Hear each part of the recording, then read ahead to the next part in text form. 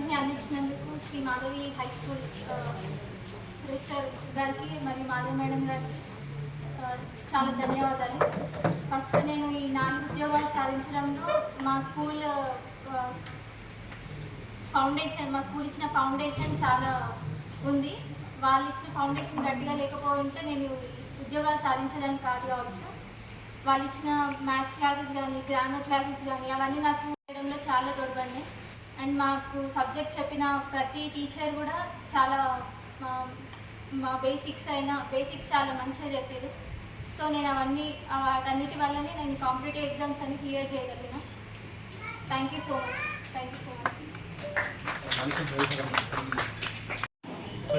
అందరికీ నమస్కారం. మా పాఠశాల ప్రారంభించి 20 సంవత్సరాలు అవుతుంది. మరి పాఠశాల ప్రారంభం నుండే మా పాఠశాలలో విద్యను అభ్యసిస్తూ మరి ఎంతోమంది విద్యార్థుల యొక్క జీవితాలు ఈరోజు తీర్చిదిద్దినటువంటి ఘనత ఈ పాఠశాల దక్కింది.